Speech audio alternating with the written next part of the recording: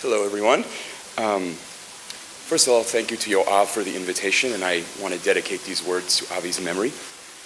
I'm proud to be the one partial Jew on this panel.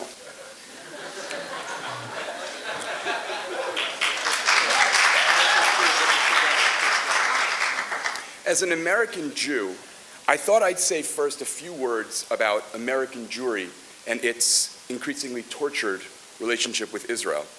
And then, as a historian of Zionism and a teacher of Jewish theology, maybe a few sentences about the religious significance of Zionism and of the State of Israel as I understand it.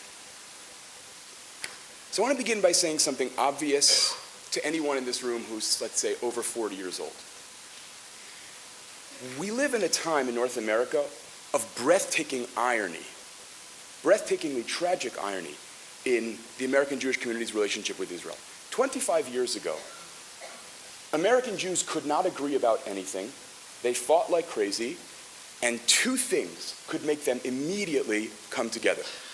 You could say the word Soviet Jews, or you could say the word Israel. And all of a sudden, Reform and conservative rabbis who detested each other would hold hands and sing Kumbaya, right? 25 years later, the one word you can say in an American Jewish context to create absolute division, internecine warfare, is Israel, right? I can tell you about countless American Jewish listservs where it is now forbidden to talk about Israel. You can talk about anything else, but not Israel. One of the reasons that this is actually important, by the way, for American Jews is not just because of American Jews' unhealthy relationship with Israel, but it also is, to state the obvious, but it's important to state this, is a manifestation of the deep unhealth and the search for identity among American Jews themselves. Right? Because, I'm going to say something that's totally crude, and please don't hear this the wrong way. When Soviet Jewry were released, it was an extremely difficult moment for American Jews. It was a moment of enormous achievement in terms of political activism, but it was a moment when one of the few threads we had to all hold on to disappeared. And then there's been this process since the first Lebanon War. I think probably historians will probably point to that moment when what was overwhelmingly a consensus, it wasn't a total consensus, but what was overwhelmingly a consensus around Israel began to unravel, and American Jews who don't have a shared religious language, and in large numbers don't have a religious language at all, let alone a shared one, are groping for something that binds them. And right now, tragically, ironically, Israel is definitively and decidedly not it. Now,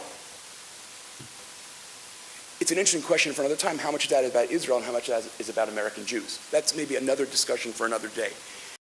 It has gotten very sort of lost in American Jewish culture. Very few people would put it quite this way. Is the ability to hold on in an intelligent, thoughtful way to the dialectic of particularism and universalism that lies at the very heart of the Torah and of Jewish theology as a whole. And to point in maybe very broad strokes, to paint in broad strokes for a minute, the Orthodox world in North America has moved in dramatic ways to highly particularized Judaism in ways that did not used to be true. There are many symptoms of that. One of them, for example, is the fear, what I like to call the movement formerly known as modern orthodoxy, right? Where you can barely find a rabbi in North America who's willing to say proudly, I'm modern Orthodox. I'm centrist Orthodox. And by the way, anyone to my left is not Orthodox, right? Part of that, there are a lot of things that are involved there, but part of that is a move away from the universal. We can talk much more about that. And many young American Jews, I have many students in this camp, struggle desperately to figure out whether they can allow themselves to talk about the particular in an unabashed way. I'm not defending them, I'm merely describing them. But I think that is a very, very deep crisis in the American Jewish community. And one of the things, by the way, one way that I think is very useful to talk about this, one of the only ways I have found to get American Jews to have this conversation is to get them to stop having that conversation when they're all riled up and have the following conversation. What do you understand to be the relationship between Genesis 1 to 11 and the rest of the Chumash? Is covenant about creation? Is creation about covenant? Are they about each other? That, first of all, that's what Jews do. We try to talk about big issues by reading texts, but also it's a way to turn the volume down a little bit. and actually think about, well, what do we think our texts say about this dialectic of the particular and universal? Now, I do want to say one thing, which is many of the people who attack younger Jews who have trouble with the particular do so in breathtakingly counterproductive ways. Because to attack people for having universalist commitments is actually to betray the history of Jewish theology itself. Is to betray the Torah that began with the creation of Adam HaRishon and not Avraham Avinu. That is a theological choice that Judaism's foundational text made. It doesn't mean that Judaism ends there. The Torah does not end with the story of Migdal Bavel, chapter 11. Right? It does not end there. But if you actually want to talk to people about their difficulties, about talking in the language of particularity, you have to begin by honoring the authenticity of their commitment to the universal. Otherwise, all you have is the perpetual pendulum swinging. Let's be crazy universalists. Let's be chauvinistic particularists. V'chozer chalila. We could just go on and on and on like this. So what we need fundamentally is a totally different conversation in which, to state a simple but radical idea, we actually honor even people whose Judaism we think is inadequate or problematic in both directions, to actually honor the parts of their identity and their commitments that are real and authentic and valuable and worth taking seriously. How much time do I have so I can complete what I'm on? Well, if you want to be as good as I'm not, you can stop now. Really? I just took 7 minutes? That was really good.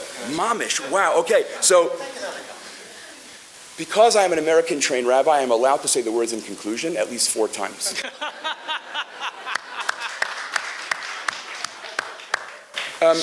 So I want to, that was my pre-talk. It's great.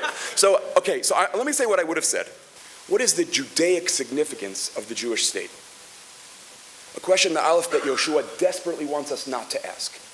What is the Judaic significance, if there is one, of the Jewish state? And I want to say something here that I'm going to say. I was going to paint in broad strokes, which is offensive, and now I'm going to paint in extremely broad strokes, which is even more offensive. But the story of Judaism in the state of Israel is not yet a shining story of success, to put that mildly and gently. Okay? First of all, religious Zionism in broad swaths has gone off the theopolitical deep end, right? That is to say, by adopting increasingly radical theological positions, ethical positions, and political positions, it has painted itself into a corner out of which it cannot get. The tragic irony is that early religious Zionists, Moshe Avigdor Amiel, the chief rabbi of Tel Aviv, made a breathtaking argument in the 1930s. Why is it so important for there to be a religious faction in the Zionist movement? Because someone has got to keep us from becoming jingoistic extremists. And that is the meaning of Torah in the Zionist movement. By the way, another rabbi also said that. His name was Abraham Isaac Cook. The reason we need Torah in Zionism is lest we engage in a process of ethical assimilation. And that would be a chilul Hashem of breathtaking proportions. As we say in Yeshivish, v'day l'chakima b'remiza, right? We can simply leave it at that. Now, by the way, I think something I have observed in the last 4 days walking around this city as a partial Jew, the increasing phenomenon of the datlashim all over Jerusalem, the datim l'shavar, the formerly religious, is a direct outcome of precisely what I just described. Right? People who feel completely boxed in and unable to articulate any different view. And that's one religious failure. The other religious failure is, of course, the religious failure of Haredi culture. First of all, it has become, with the help of mistakes of the whole Israeli society, an entirely financially dependent sector. And the religious Zionists and the Haredim have together conspired, right, to do the opposite of what American Jews call kiruv. Right? Nothing in the world drives Israelis away from religion like religion in Israel. And they're not wrong. Right? So I think it's important to wrestle with that. They're not wrong. I mean, one of the great moments of that, I think, for me, by the way, is an amazing moment. And as an American sitting reading Haaretz in Hebrew, right, a few weeks ago, Rav Ovadia Yosef gets up and threatens the Chilonim in Israel. If you don't stop, the Bachurei Yeshiva will leave. And he convinced himself it was actually a threat to most secular Israelis. I mean, it's actually astonishing. The disconnect takes the breath away. So, and then finally, of course, secular Zionism's Judaicness has been historically paper thin. And there are enormous consequences to that. It's one of the reasons why Aleph Bet Yehoshua says what he says, but you're not going to find a lot of 25-year-old Chiloni intellectuals making that argument. Because they are hungry for something more than a merely political identity, right? Desperate for it. And the ones who aren't desperate for it are trying to find ways to leave. So what you have is not a Judaic success story. But I want to say, since Jews are possibilists, right? I'm not an optimist, but things are possible. It is not a Jewish success story yet. If you make Aliyah and you're religious, fight like mad to take the Torah back. Sorry, but please finish up now. So I will do just that. I will do just that. And say, there's a reason why I don't think Aleph Bet Yehoshua should stand up here and say the things he says. And it's really one sentence. Because forget about American Jews. American Jews don't take that argument that seriously anymore anyway.